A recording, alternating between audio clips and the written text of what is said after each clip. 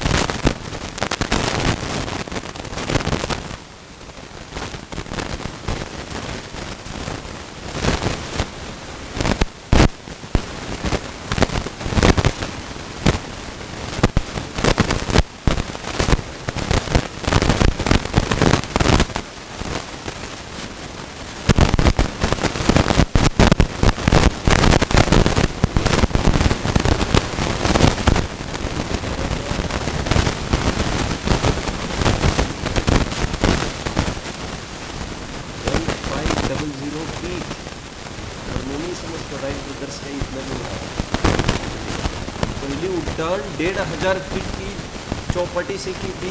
That was through remote control. कल्पते, what was the name of the scientist? कल्पते।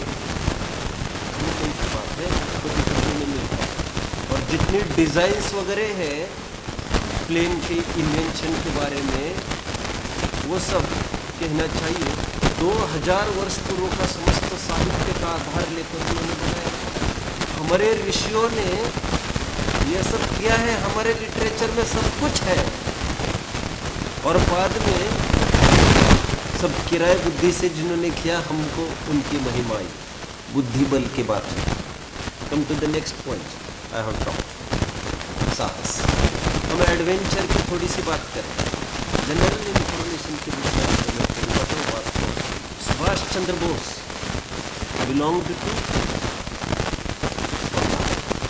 और जानते हैं इनको जब जेल में रखा गया, और थोड़ी से आप सब जानते हैं, बहुत कहना चाहिए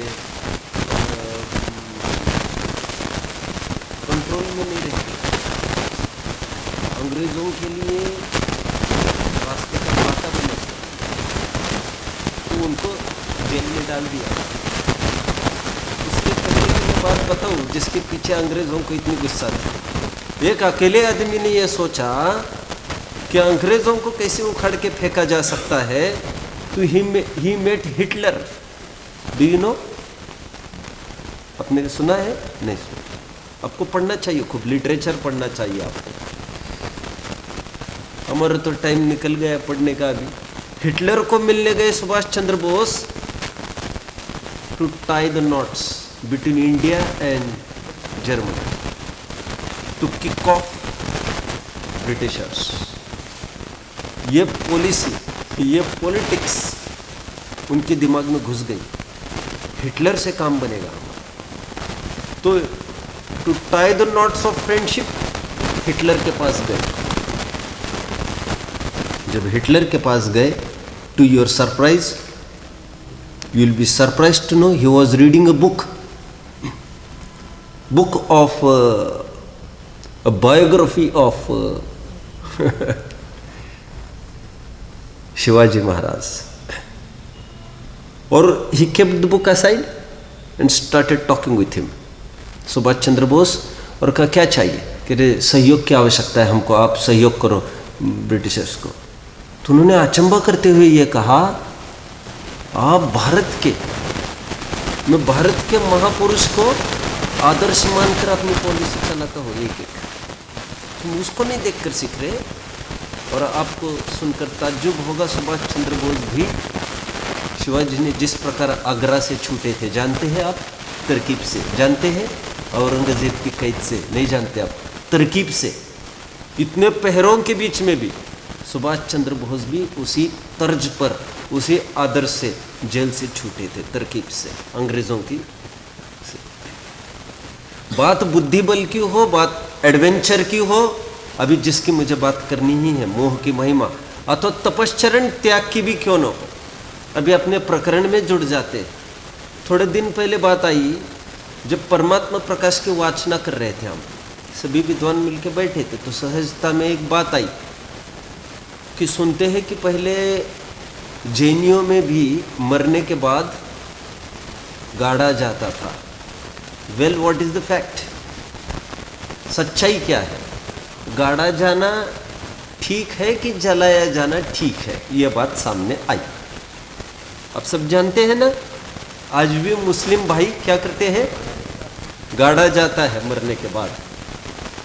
हिंदू संस्कृति में भले ही जलाया जाता है, लेकिन यह भी बात आप जानते होंगे कि यदि कोई छोटा बच्चा, कितने 8 साल के नीचे का, 6 महीने के नीचे का, कितने जो भी कम एज का यदि बच्चा कोई मर जाए तो उसको गाड़ा जाता है, उसको जलाया नहीं जाता।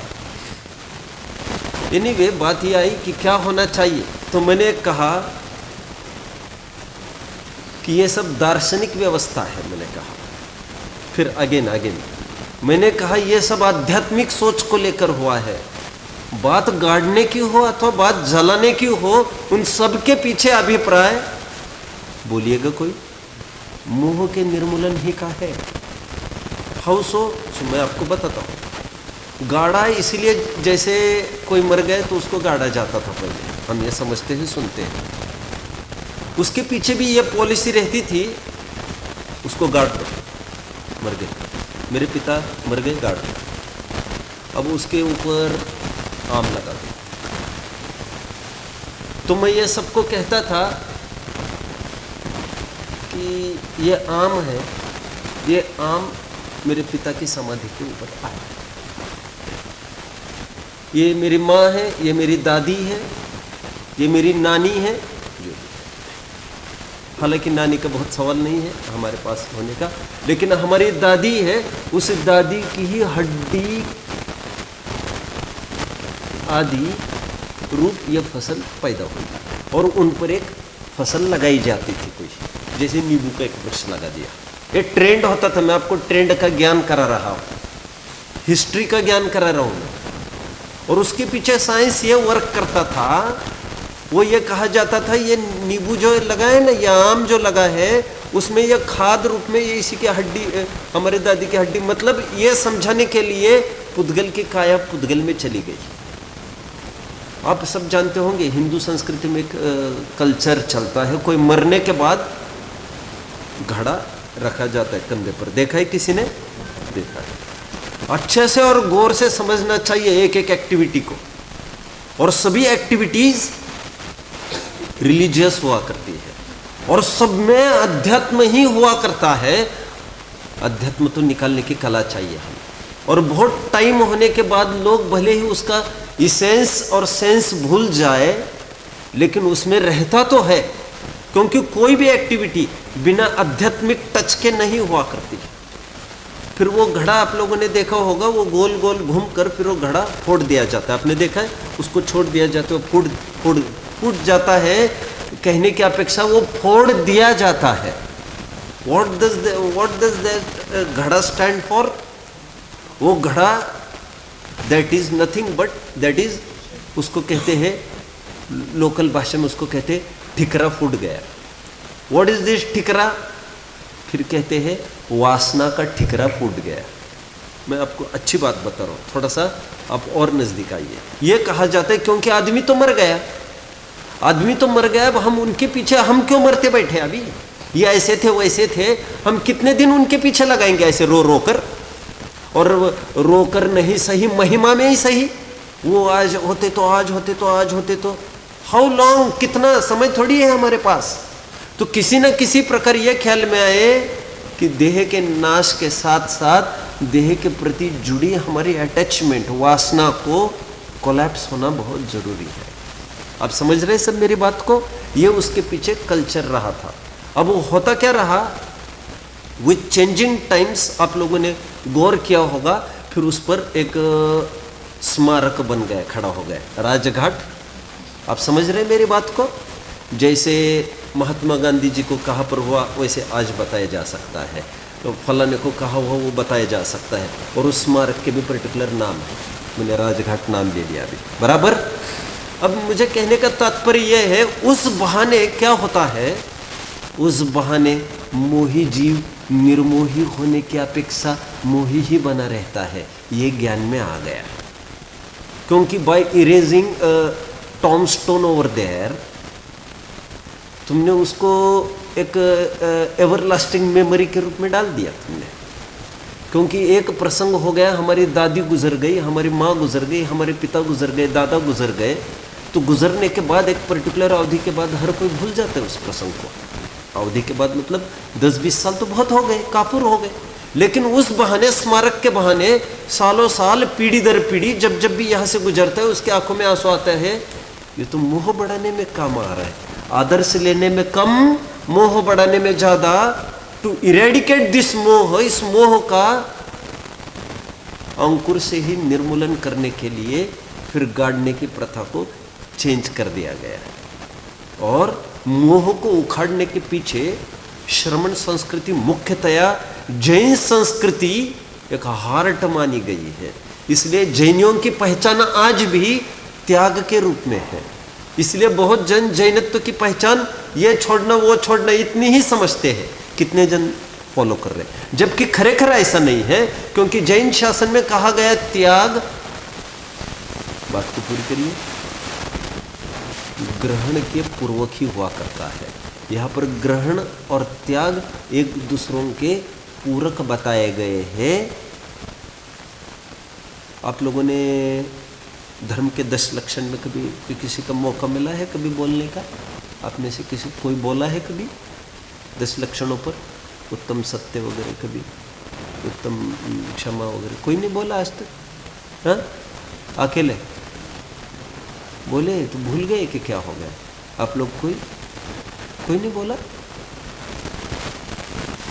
जैसे, क्योंकि मैं समझता हूँ 8वीं-9वीं बच्चे वाले भी उस गोष्ठी को नंबर दिया जाता है बोलने को, 10-5 मिनट। ऐसे तो नहीं है आप नहीं बोले होंगे। एनीवे, उत्तम त्याग को यदि जिसने बोला होगा, पढ़ा होगा, त्याग की परिभाषा आचार्य देव ने क्या की है समझिए, सुनिए। आत्म स्वभाव ग्रहित्वा, कहाँ से चालू कर रही है? आत्म स्वभाव को ग्रहण करके। और परिभाषा किसकी लिख रहे हैं? त्याग की लिख रहे हैं परिभाषा। कहने का तात्पर्य कोई भी त्याग ग्रहण सापेक्ष ही हुआ करता है, कोई भी निवृत्ति, बात को पूरी करिए, प्रवृत्ति सापेक्ष ही हुआ करती है। मैंने कभी आपको रिफर कराया होगा, आज फिर से मैं थोड़ी सी याद दिलाता हूँ आपको। एक ज्ञानपीठ पूजांजलि है, if anyone has come across Gyanpeeth Pujanjali, नहीं सुनी आपने? जैसे जिनेंद्र अर्चना है वैसे ज्ञानपीठ से, भारतीय ज्ञानपीठ दिल्ली से ज्ञानपीठ पूजांजलि छपी है, नहीं देखे आप लोगों ने? यहाँ पर काफ़ी टाइम थी, अभी 2-4 साल देखने में नहीं है। उसकी प्रस्तावना 35 पेजेस की फूलचंद जी सिद्धांत शास्त्री की है, हर एक को पढ़ना चाहिए। उसमें वे ये लिखते हैं कि लोग समझते हैं जैन दर्शन निवृत्ति परक है, लेकिन हम उनको कहना चाहते हैं कि जैन दर्शन एकांत निवृत्ति परक नहीं है, स्वभाव की प्रवृत्ति परक भी है, स्वभाव की एकत्व, बात को पूरी करो, बात को पूरी करो, एकत्व विभक्त। मैं कैसा स्वरूप क्या दिखाऊंगा आपको?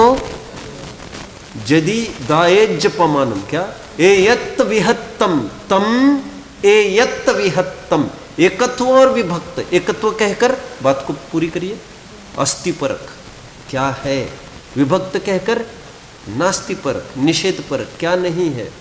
और 12 भावना में उसी को हम एकत्व भावना और अन्यत्व भावना के रूप में देखते हैं। खैर आइए अपने प्रकरण में, मुझे तो क्या कहना था समझे थोड़ा सा। मुझे यह कहना है एक एक एक्टिविटी, एक एक रिचुअल्स है जन्म संबंधी अथवा मरण संबंधी। मरने संबंधी क्या है वर्ड है पर्टिकुलर?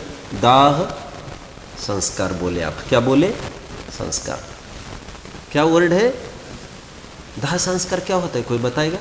शायद मैंने कभी जिक्र किया है इस वर्ड का, मैंने कहा होगा कभी 16 प्रकार के संस्कार माने गए हैं, जिसमें जन्म से लेकर मरण तक के गर्भ संस्कार पहला और अंतिम दाह्य संस्कार और बीच के 16 संस्कार। नाम तो मुझे भी कोई मत पूछिए, आप नहीं कहा मैंने कभी। दाह्य संस्कार क्यों कहते हैं उसको? संस्कार क्योंकि this is related with the coming life. संस्कार मतलब ये लेके जाएगा अगले भाव में। संस्कार का वर्ड अर्थ ये होता है, गर्भ संस्कार का भी ऐसा ही अर्थ होता है, क्योंकि संस्कार का अर्थ आगे ले जाना होता है। आप समझ रहे? संस्कार को प्रॉपर शास्त्रीय शब्द बोलिए। ज्ञान की कौन सी पर्याय है? हाँ? धारणा। संस्कार किसको कहते हैं? धारणा, स्टोरेज। और संस्कार के बाद होता है, प्रसंग पड़े तो स्मरण, क्योंकि जो डाटा फीड है एक्चुअली उसको कहते हैं मेमोरी कितनी है। That is not memory real, that is storage. Memory is one what is taken outside, जो एप्लीकेशन जिसका हुआ। आप समझ रहे मेरी बात को? आगे बढ़ते। तो कहने का तात्पर्य ये रहा अभी कुल मिलाकर, एक एक जो रिचुअल है, एक एक जो गतिविधि होती है, उसके पीछे मोह का अभाव ही एक उद्देश्य रहा है। और गाड़ने को छोड़कर जलाने की भी जो प्रथा चालू हुई, उसके पीछे भी यही था कि ये 7 फीट चौड़े लंबे मेरे दादाजी, अभी लोग फुट फुट कर रो रहे उनके सामने अभी भी।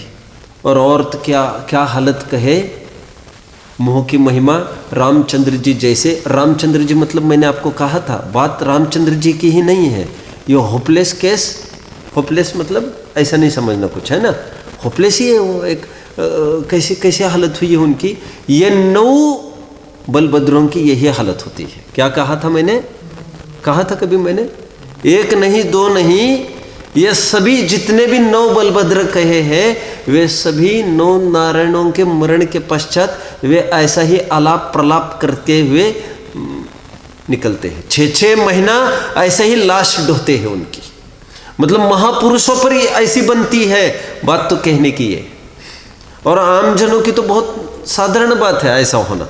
तो इसीलिए जलाने का प्रचलन इसलिए चालू हुआ, ले ये 7 फीट की बॉडी आपको लो, क्या है वो, कर दो जमाना मुट्ठी में, क्या है वो, कर लो, क्या है, हाँ कर लो दुनिया मुट्ठी में। चलो, तो एक मुट्ठी भर राख ला कर दी जाती है। इतनी सी राख काई के लिए है ये, क्या हो गया अभी उसका। और वैसी देह यदि गाड़ी जाती अंदर तो मोह बराबर बना रहता। वो जलाने का प्रयोजन भी, प्रश्न ये आया फिर आपके ख्याल से क्या उचित है, प्रश्न ये आया। मैंने कहा बात औचित्य की नहीं है, बात दोनों के पीछे तात्पर्य मोह के अभाव का है। और जलाकर भी, और जो ये फुनरल प्रोसेशन निकलता है उसका भी एक प्रयोजन है।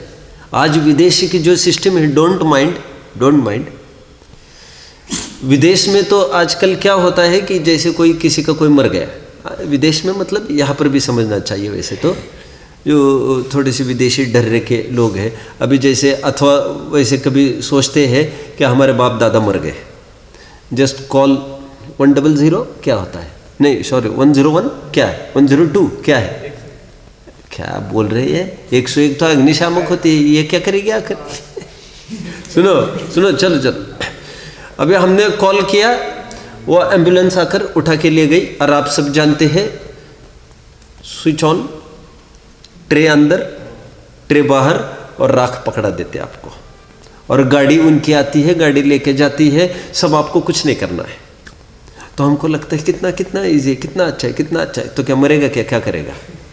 अरे बात अच्छे की बात नहीं चल रही है, बात ये चल रही है, ये जो अंत्य यात्रा का प्रोग्राम होता था, घर से लेकर शमशान तक तुम जाओगे राम नाम सत्य कहते हुए, तो ये भी जिस प्रकार विमान रथ निकलते हैं भगवान के, जिस प्रकार जुलूस फेरी निकलती है महावीर भगवान की जयकारा के नारे के, जितनी प्रभावशाली वो है उससे कम प्रभावशाली ये नहीं है, क्योंकि इसका प्रयोजन वैराग्य देना है।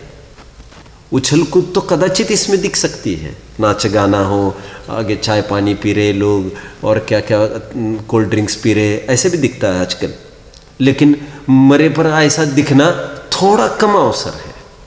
आप समझ रहे हैं मेरी बात को? और लोग भी बड़ी आस्था से वहाँ से गुजरते समय, पहले सभी दुकानें बंद हुआ करती थी, सब ऐसा एक सिस्टम था पहले, एक वैराग्य का कहना चाहिए। मैंने कभी शायद आपको कहा होगा, नहीं कहा होगा, मेरी जीवन गाथा का एक प्रसंग सुनाया होगा, जिसमें जिन्हें सहजानंद वर्णीय कहते हैं कि, बोलेगा कोई, छत पर चिड़िया भी मर जाती थी, कभी कहा होगा, छत पर एक चिड़िया मर जाती थी तो घर के कोई भी मेंबर उस दिन खाना पीना कुछ भी नहीं करते थे, इतनी मायने रखी जाती थी पहले बात। मतलब हमको कहीं ना कहीं से ये ख्याल में आए देह जुदा है और जीव जुदा है, फिर तो हमको कैसे भाव होगा खाने पाने का। मतलब इस मोह की महिमा का प्रयोजन जो प्रकरण डाला जा रहा है, आपको इस दृष्टि से पूर्ण विश्व को देखना चाहिए, आपको जगत को देखना चाहिए, शरीर को देखना चाहिए, और आप ऐसी दृष्टि से आपको देखना चाहिए जिससे आपके मोह का अभाव हो। हमने 3 पॉइंट्स बनाए थे, कितने कितने 3, मैं उसको कहूँगा, आप गौर से सुनेंगे उसको, तभी मैं आगे बढ़ूँगा। वैसे मैंने आपसे कुछ अपेक्षा की थी। अपेक्षा क्या की थी? किसी ने याद किया है? किसी ने याद किया हो तो बोलो। हाँ, I would have considered but आप होमवर्क नहीं करते ना, अभी ये तो तकलीफ है सब बड़ी, क्या कर सकते हैं। चलिए, पहला पॉइंट तो ये था कि अनादि से इसको ही इज वेरी यूज्ड टू, मोह के इतना वशवर्ती है अनादि काल से, बिना सिखाई यह सब विद्या सीख जाता है। राइट? किसी बाप ने अपने बच्चों को शादी के पहले कभी ये नहीं कहा कि भोग कैसे करना चाहिए, शायद ही किसी ने कहा हो, आज तक भी नहीं। और वो कोई चित्र देख रहा है कुछ, तुम गंदी चीज देखते, तुम्हें शर्म नहीं आती, ये हालत होती है। और तब भी कभी किसी को कोई बाधा नहीं खड़ी हुई है। आहार हो, भय हो, मैथुन हो और परिग्रह हो, सभी जन इसमें दक्ष है। अमृतचंद्र देव की भाषा में परस्पर में ऐसा ही आचार्यत्व करते हैं। क्या कहा? लड़की हो गई 25 साल की, लड़की के बाप को कुछ नहीं बिगड़ रहा है, लेकिन अड़ोस पड़ोस वाले क्या कहते हैं? अभी शादी नहीं हुई, शादी नहीं हुई, करा दो करा दो, कब तक रखोगे, कब तक रखोगे? आचार्य तो आप समझ रहे हैं, विषय भोग की कथा सबको सरल है, ये सिखानी नहीं पड़ती, सब जानते हैं। ये एक पॉइंट ये देखा था, दूसरा पॉइंट ये देखा था, और कदाचित बाय चांस श्री गुरु का योग मिले और वे बारंबार समझाए, तब भी ये मानता नहीं है। समझ में आया? 2 बातें हमने देखी थी। मैं वर्णी जी की भाषा में कहूँगा, बुंदेलखंडी लोगों को वैसे जग में कला कला कितनी कही है? कलाएं 72 कही है। कितनी? थोड़ा बोलो, स्पिरिटफुली बोलो जरा। 72 बोलो। मैं थोड़ा बीच में आपको इंटरप्ट करके एक बात कहता हूँ, अच्छी है वैसे तो। जिस साल मैं यहाँ पर आया था तो उस साल भर मैंने जिस बैच को पढ़ाया था, अनितेश आप जानते हैं, करेली का बच्चा, और दीपेश को जानते हैं? दीपेश को भी जानते हैं आप? नहीं जानते आप? इतना सिंसियर बच्चा, इतना सिंसियर बच्चा। हम भी उससे सीख सकते हैं। सीखने के लिए कोई उम्र की कोई भी तकाजा नहीं हुआ करता। और जब भी क्लास में आए, सुबह सुबह की भी, और तब तो ये था, अभी तो बहुत ही कंडीशंस तो बहुत लूज है अभी। और जिस साल में आया था वहाँ पर हालत ये थे, आपकी फाइनल एग्जाम्स भी चल रही हो बोर्ड्स की, और सुबह की यदि एग्जाम हो तो केवल उतने सुबह के लिए आपको लीव किया जाता था। आप समझ रहे मेरी बात को? मैंने स्वयं पढ़ाया है। कल बोर्ड के एग्जाम और आज क्लास चलती थी, सुबह भी रात में भी, दोनों टाइम। और एग्जाम के दिन भी यदि सुबह एग्जाम हो तो 7 बजे वो यहाँ जाएगा कि यहाँ आएगा, करेगा क्या? इस स्थिति में फिर उसको कराया जाता था। एनीवे, मुझे तो ये कहना है कि इतने बच्चे इतने पंक्चुअल, इतने प्रॉम्प्ट धर्म में, और निरंतर अध्ययनशील, इतने सिंसियर। तो मैंने कल परसों बच्चे आए थे वो कार्यक्रम में, तो दीपेश आए, तो मैंने कहा तो मेरे मुख से सहज निकल गया। मैंने कहा अभी भी हम सभी बैचेस को बताते हैं कि my dear you are very sincere, very sincere.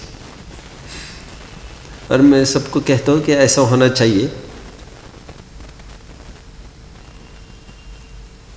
एक मिनट में बहुत जोर से रोने लग गया वो। मैंने इतना ही बोला उसको, और सभी उसके साथी संगाती। आज उसकी उम्र तो 5 साल तो निकल कर चला गया ना, अभी 5 साल अप हो गए, 12 + 5 समझ में आ गया। तो रोने लगा है सबके बीच में, सबको एकदम अनईजी हो गया, अब मुझे भी हो गया। तो मैंने कहा क्या हो गया?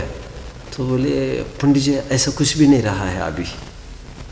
मतलब उसको कितना फील डाउन हुआ उसका, ऐसा कुछ भी नहीं रहा, ऐसा कुछ भी नहीं रहा, खत्म हो गया, सब खत्म हो गया बोले सिंसियरली। तो और उसको इतना शेमफुल लग रहा था उस बात को लेकर।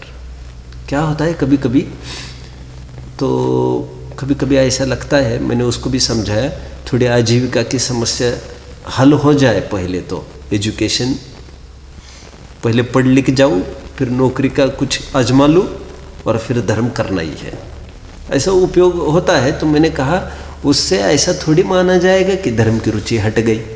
एक तो विकल्प है, मैंने कहा ये क्षणिक विकल्प है, वो तो हट जाएगा 1-2 साल में। तो मैंने कहा कि ऐसी कोई बात है कि आर यू गोइंग एस्ट्रे?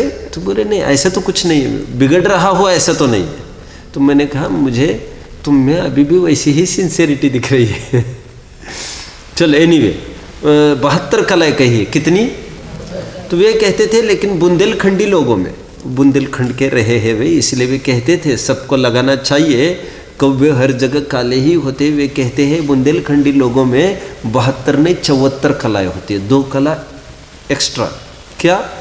एक तो कहते हैं स्वयं कम समझते हैं एक, और दूसरा कोई समझाने आता है तो उसको अकल और झाड़ देते हैं, उसको उससे कुछ समझते नहीं है, अपने अपने चलाते हैं।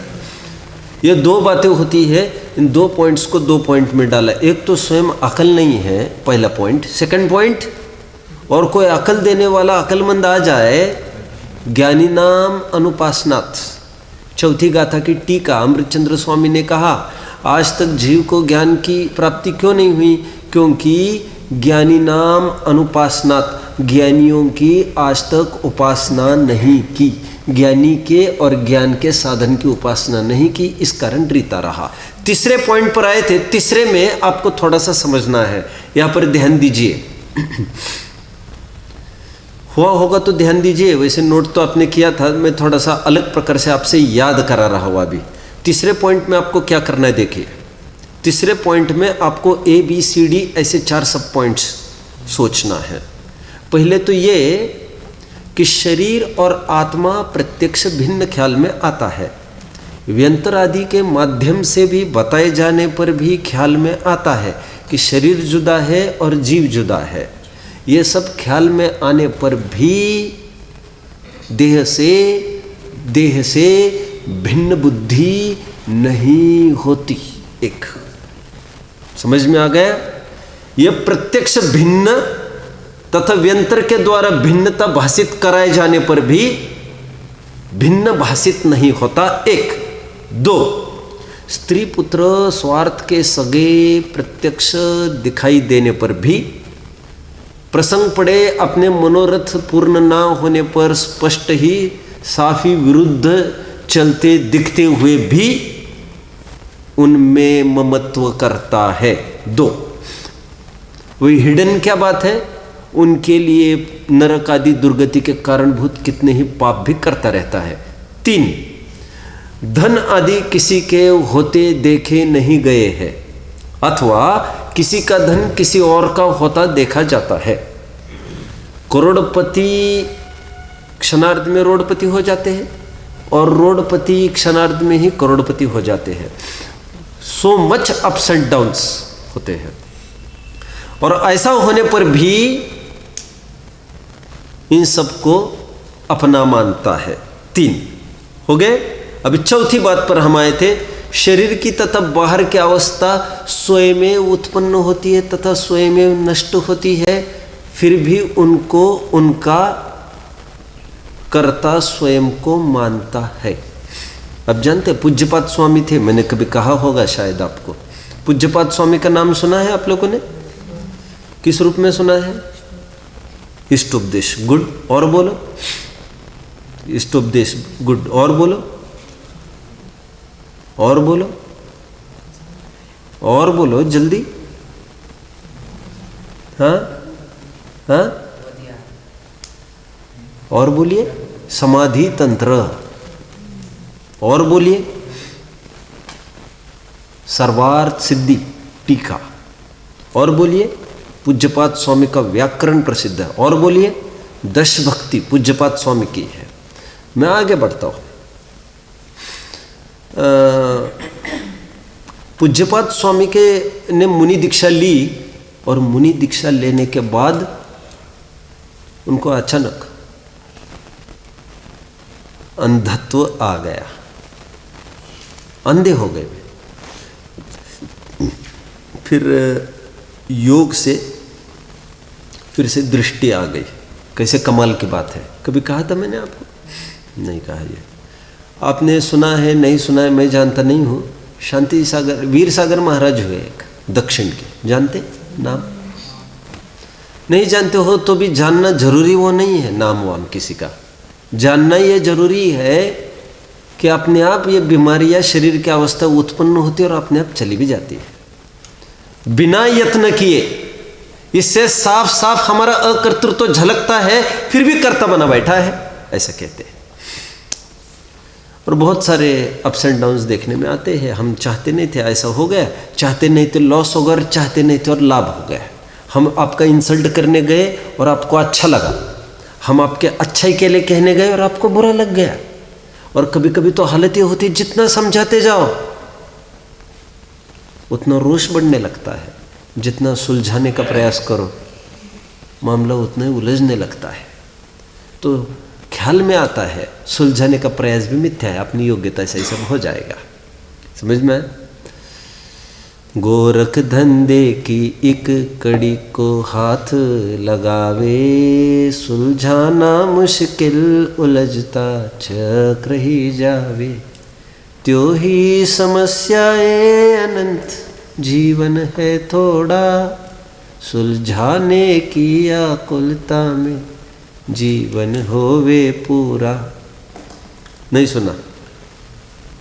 ये इसमें है ना, निर्ग्रंथ का मार्ग तो सच्चा मार्ग है। अरविंद जी साहब की रचनाएं हैं, आपको उनका पाठ करते रहना चाहिए। बहुत सुंदर पाठ है ये इनके। चलिए आते हैं अपने प्रकरण में। 4 पॉइंट्स का है। कोई रिपीट करके दिखा सकता है? रिपीट करके दिखा सकता है? बोलो। शरीर और आत्मा को एक भिन्न नहीं मानता। जो प्रत्यक्ष भिन्न है, फैक्ट बोलो, और फिर व्हाट इज अंडरगोइंग वो बोलो। जो प्रत्यक्ष भिन्न है फिर भी उन्हें भिन्न नहीं मानता है, फिर भिन्न बुद्धि नहीं होती। एक स्त्री पुत्र आदि हैं और वो प्रत्यक्ष भिन्न भाषिक भी होते हैं, फिर स्वार्थ के सगे देखे जाते हैं। सब जगह एक नहीं, इन्हीं के वर्डिंग्स में हो तो दैट विल बी बेटर।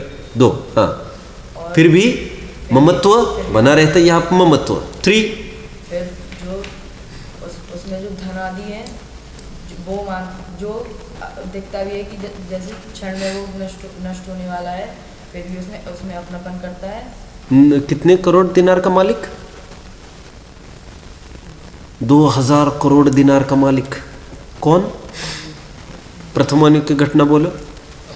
और थोड़ा फेर हो गया, नौकर अकृत पुण्य, जो नौकर मुनीम वो बन गए उतनी प्रॉपर्टी का मालिक, और मालिक मालकिन काम पूछने आ गए दरवाजे पर। ये सब कितने टाइम में हुआ?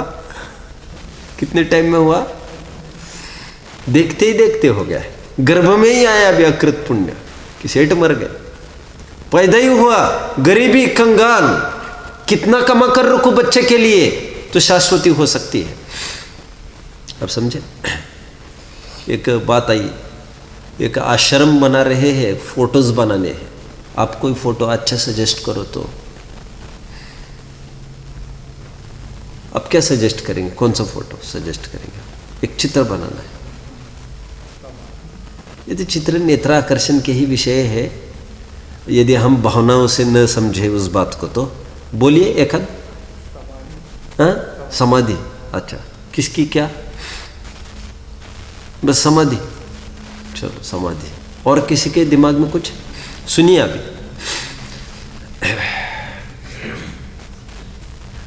राजा दशरथ के पिता, राजा दशरथ के पिता अनरण्य, नाम सुना है? नहीं। वैराग्य हो गया।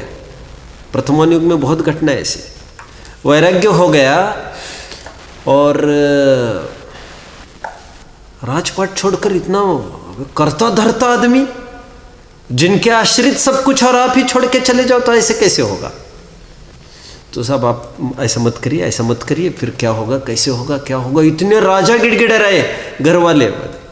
तो ये लगभग आज तक ये प्रचलन था कि ठीक है, ये थोड़ा बच्चा करता धरता बने, उनका हाथ सौंप दो और में निकल जाओ, बागडोर किसी के हाथ में, ताकि ये भी ठीक ठाक चला रहे और मेरा चलता रहे। ओके, ठीक है ना? चाणक्य ने तब तक दीक्षा नहीं ली, बोलिए, जब तक सम्राट चंद्रगुप्त को सिंहासन नहीं सौंपा। अब समझ रहे बात को? लेकिन काल बदलता गया और कुछ कुछ समझदार लोग ये सोचने लग गए, है ये कब, अभी मैं ऐसे थोड़ी ना रुक सकता हूँ, और ये ठिकाने आएगा, लाइन पर आएगा तब मैं निकल जाऊँ, ऐसा नहीं हो सकता साहब। तो फिर एक काम करो साहब, तो फिर ये बात हुई कि 8 साल का होने दो, फिर निकल जाना, रास्ते तिलक करके, थोड़ा समझदार तो होने दो, नहीं तो ऐसे ये बच्चों को, किसी को भी बच्चों को बिठा देंगे यहाँ पर, तो कोई भी आक्रमण करेगा तहस नहस हो जाएगा। तो फिर एक काम करो, तब तक मेरा भाई संभालेगा और फिर मेरे बच्चों को वो दे देगा बाद में। ये भी बहुत टाइम तक चलता रहा ये कल्चर, आप जानते हैं ना, शुभचंद्र आचार्य देव वगैरह का, है ना, उनके चाचा को ऐसा सौंप दिया था थोड़े टाइम के लिए। फिर ये भी देखने में आता है कि नहीं साहब, ऐसा नहीं रुक सकते हम 8 साल तक के लिए भी, तो एक काम तो करो। क्या? तो सक्सेसर आपका, तो सक्सेसर क्या, ये बच्चा पैदा होने तो दो साहब, आप लड़की ही पैदा हुई तो करेंगे क्या आप? समझ में आ रहे? क्योंकि वो भी एक बहुत बड़ा फैक्टर हुआ करता था। राजपाट मतलब इतनी प्रजा सुनी होना, इतनी निर्मोहता सबको आए, ये बहुत पॉसिबल नहीं हुआ करता था। तो लड़का हुआ, शक्ल देखी, तिलक किया, निकल गए। समझ रहे आप? अभी अनरण्य की सुनो, ये अभी किया नहीं है, ऐसा किया जा सकता है, इसका चित्र बनाया जा सकता है। अनरण्य ने सोचा लड़का रहेगा, लड़की रहेगी, ये तब तो, और लड़की रहेगी तो मैं लटका, तो फिर मैं क्या करूँ? और लड़की यदि हुई तो कि मैं क्या करता रहूँ? फिर मैं अब्रह्म करता रहूँ? और लड़का नहीं हुआ, मैं क्या करता रहूँ? मैं थोड़ी ना मरूंगा यहाँ पर घुट के। 2 महीने का गर्भ, तिलक, सब लड़का ही। पहले ये तो तय होने दो, अब जो भी कुछ होगा। गर्भ पर ही तिलक करके दीक्षा लेके चले गए दशरथ थे। ये ऐसा हमारे वर्तमान युग में खूब सारी बातें, तो रुका नहीं जा सकता किसी के पीछे। 4 बातें हुई, एक तो शरीर, एक तो स्त्री पुत्र, एक तो धन, और एक तो शरीर आदि बाहर की जितनी भी अवस्था है स्वयं उत्पन्न होती है, स्वयं नष्ट होती है, तब भी कर्ता बुद्धि बनाए रखता है। टोडरमल जी कहते हैं या तो सभी कार्यों का कर्ता बना रहना था, या तो सब में योग्यता देखना था। कभी कहता है मैंने किया, काम बिगड़ गया, तो कहता है ये हो गया। यह सब मोह की विचित्रता है, कह रहे। समझ में आ रहा है? लोक में कहते हैं साइकिक है, साइकिक कहते हैं ना। साइकिक क्या कहते हैं? Sycophancy? What is the proper word? कह रही साइकोफैंट, बेवकूफ है वो। विम्सिकल कहते हैं इसको। क्या कहते हैं? कभी कुछ अभी कहते मैं नहीं किया, अब बिगड़ गए तो कहते ये इन लोगों ने फांसी मार दी बीच में। अरे क्या ये हो गया, मैं क्या कर सकते हैं साहब, हमने कोई ठेका थोड़ी लिया है। ऐसा तो बहुत अच्छा पैराग्राफ है, आपको देखना चाहिए। मैं थोड़ा आगे बढ़ता हूँ। देखिए, एक पैराग्राफ को बस चलाने का भाव है वैसे। देखिए, तथा मरण अवश्य होगा ऐसा जानता है, परंतु मरण का निश्चय करके कुछ कर्तव्य नहीं करता। गेटिंग? आई एम होपिंग कि ये भी आपको याद हो जाए। देखते, लेट्स सी। तथा मरण अवश्य होगा ऐसा जानता है, परंतु मराठी में कहा होते कळतंय पण वळत नाही। क्या?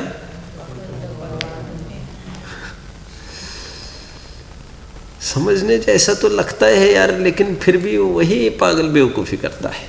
समझ में आता? यहाँ पर क्या कह रहे हैं? तथा मरण अवश्य होगा ऐसा जानता है, लेकिन सच्चा ज्ञान वही है, बोलिए, जिसके फल स्वरूप प्रत्याख्यान हो। ऐसा ज्ञान की बात नहीं चल रही है। पुस्तकी ज्ञान या तो ऊपरी ज्ञान, स्थूल ज्ञान की बात कर रही है यहाँ पर। समझ में आया? साहब वो बहुत रोजाना झगड़ा खड़ा करता है, उसको समझा दो साहब। आप लोग सब पंच हो, आप सब मान्यवर हो, इसलिए आपके बीच में ला रहा हूँ। ठीक है? कल सुबह से भी पंचायत की मीटिंग लगेगी, उसको लेके आना। दूसरे दिन के 10 बजे पंचायत की मीटिंग चालू हुई। क्या भाई तुम्हारे प्रति शिकायत हो रही? क्या है बात?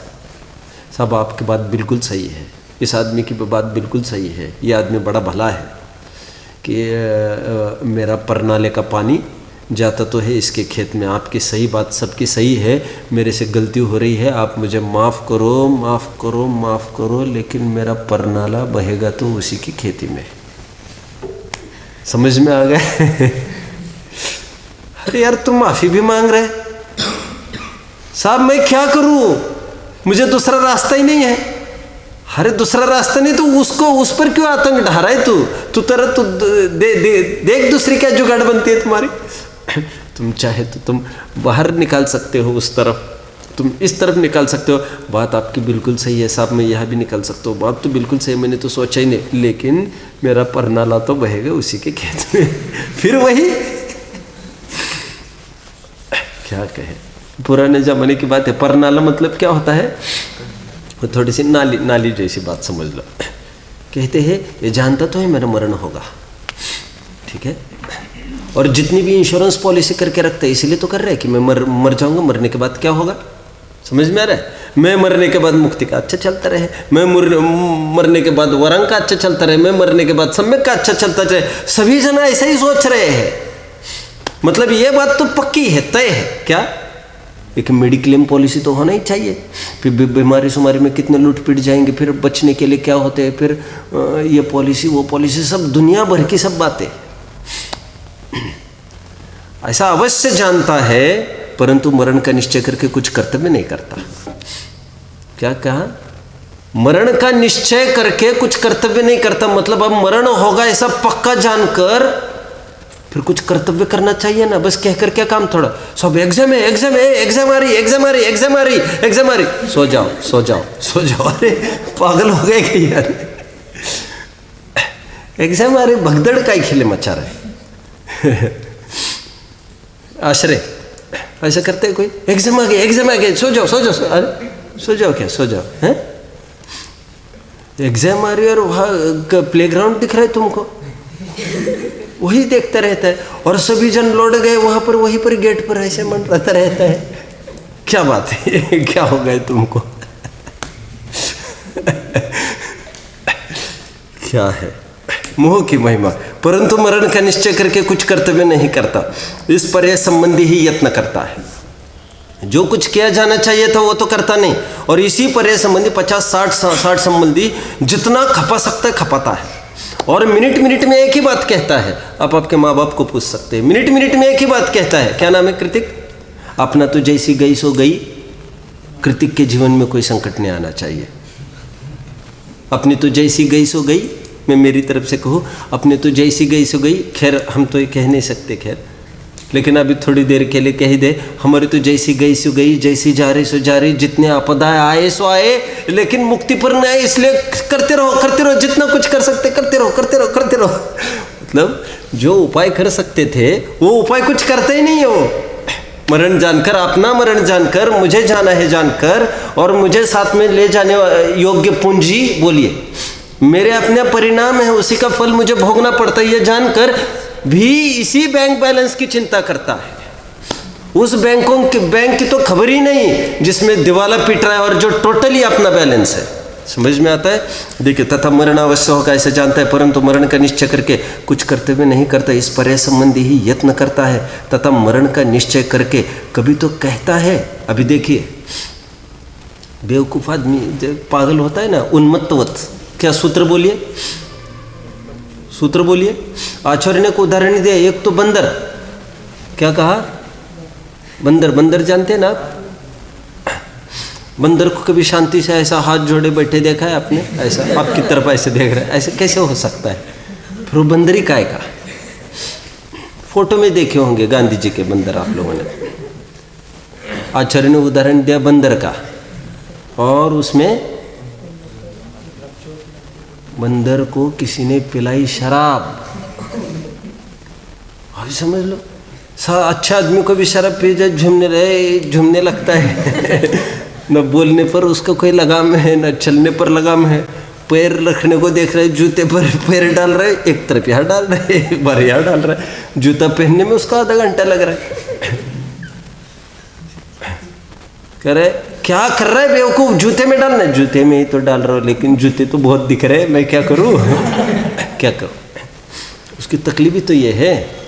मैंने कहा ना उस दिन, इतनी जोर की लात मारी उसने, ये हटता ही कि नहीं मेरे सामने से, इतनी जोर की लात मारी पेड़ को। फिर हाँ आखिर हट गया, और हट पेड़ थोड़ी गया तो वो उल्टा हो गया, तो उसको लगता है आ गया अभी ठिकाने आ गया। शराबी सुनिए, कभी कुछ कहता, कभी कुछ कहते शराबी की भांति।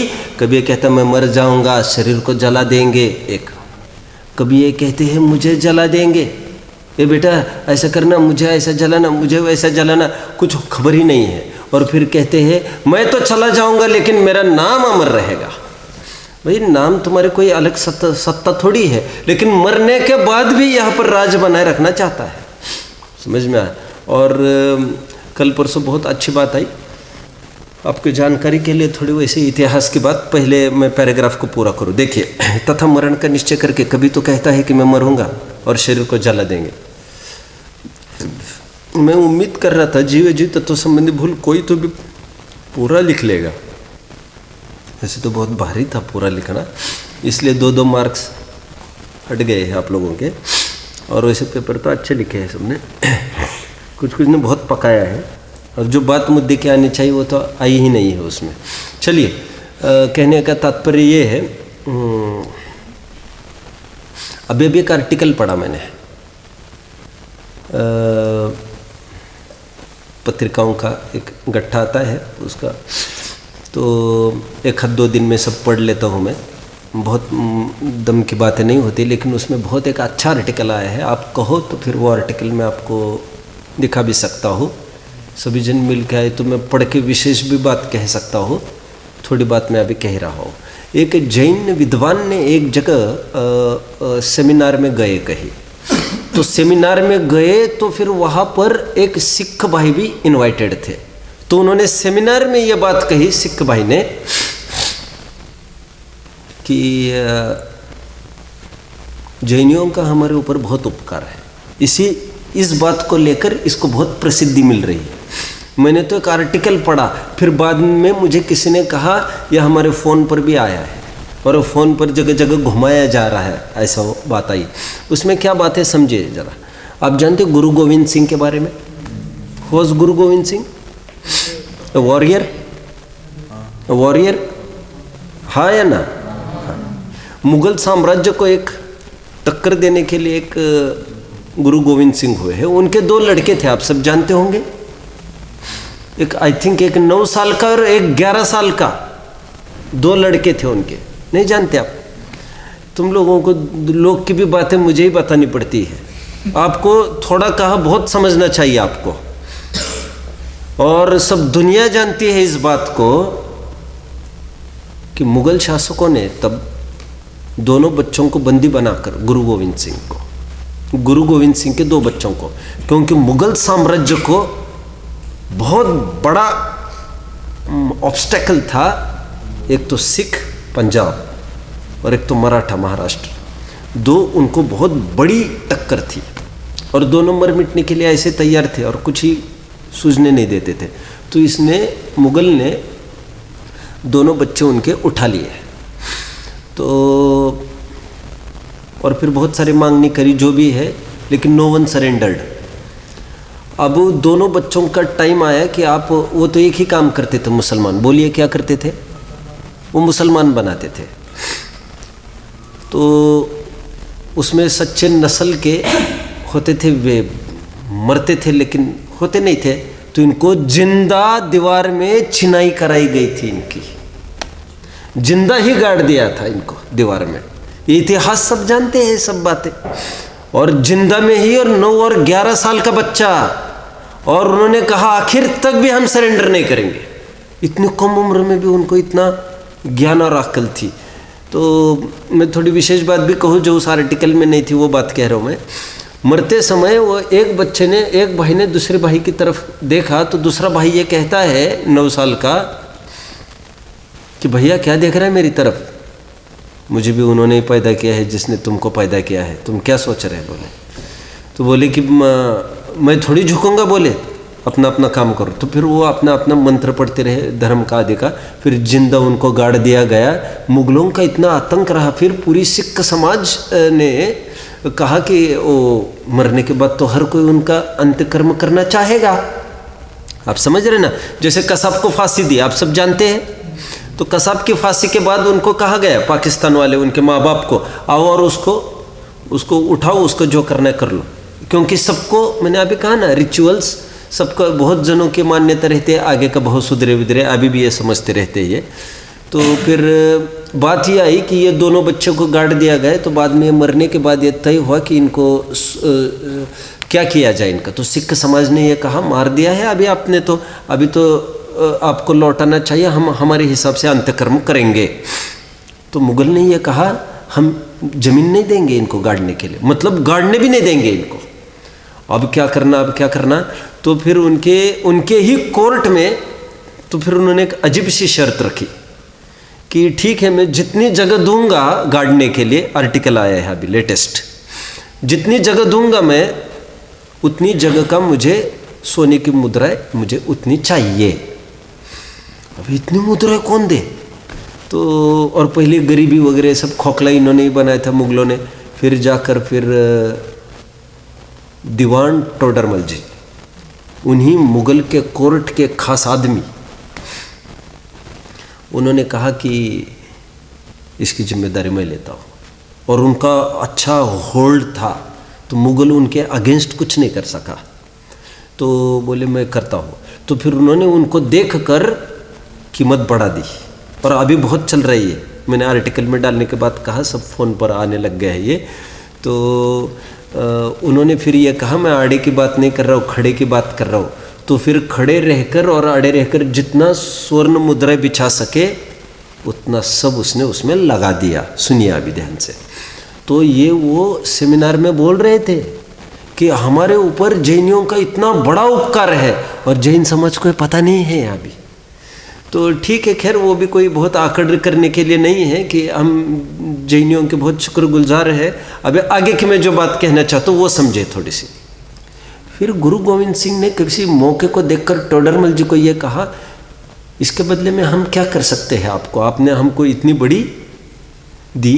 तो उन्होंने कहा नहीं, हमने तो अपना कर्तव्य किया है, रिचुअल्स करना चाहिए सबको, और पैसा आपके काम में आएगा तो हम एक ही भारतवासी है तो उसमें क्या बड़ी बात है। नहीं कह रहे फिर भी बताइए। तो कह रहे नहीं मैं तो मन ही मन सोच रहा हूँ मैं किसी बच्चे को पैदा नहीं करूँगा अभी। आगे की बात समझिए। कह रहे क्यों? क्योंकि मैं बच्चे को, कोई बच्चा होगा मेरा तो बच्चा कभी ये ना कहे कि ज़मीन को हमारे बाप ने खरीदा था। तो उसमें मैसेज ये दे रहे हैं वे समाज को कि कभी ऐसा भी जनरेशन हुआ जो ये थोड़ी भी ज़मीन पर अपना राइट अदा नहीं करता था, और आज एक एक पार्टी पर हमारा नाम लिखाए जाने के लिए, एक एक प्रतिमा पर हमारा नाम लिखाए जाने के लिए, हमारा कि यहाँ पर हमारा नाम हो वहाँ पर नाम हो, इसके लिए मर मिटते हैं लोग। 1 लाख में नाम लिखाएंगे तो फटाफट नाम लिखा देते हैं। ऐसे नाम लिखाने वालों की, नाम के पैसे वालों की क्या हालत होगी। मुँह की महिमा देखो। कभी ये कहता है मैं मर जाऊँगा और मेरा नाम, मेरा यश पीछे रह जाएगा। देखिए, तथा मरण का निश्चय करके कभी तो कहता है कि मैं मरूंगा और शरीर को जला देंगे, कभी कहता है मुझे जला देंगे, कभी कहता है यश रहा तो हम जीवित ही है, कभी कहता है पुत्र अधिक रहेंगे तो मैं ही जीऊँगा। अभी मैंने कहा ना, जो भी कुछ है वो मेरा बच्चा ही है। हम बच्चे का अच्छा करो, हमारा जैसी गई ऐसी तैसी चली गई। ये लगभग सभी इसी उधेड़ बुन में है, और वो भी आगे वैसा ही कहता है, वो भी आगे वैसा ही कहता है। हमारी जो गई सो गई, आगे वालों की सुध ले। समझदार वे लोग हैं जो समय पर ही सचेत होकर ये विचार करें हम अपना भाव किसी के लिए नहीं खो सकते, हम अपना कल्याण करेंगे, बेटा अपने अपने जाने। और वो सोचकर बेटा भी अपने अपने संभाले तो और अच्छी बात है। इस प्रकार पागल की भांति बकता है, कुछ सावधानी नहीं है। एक पैराग्राफ ये हो गया। कल ओम नमः।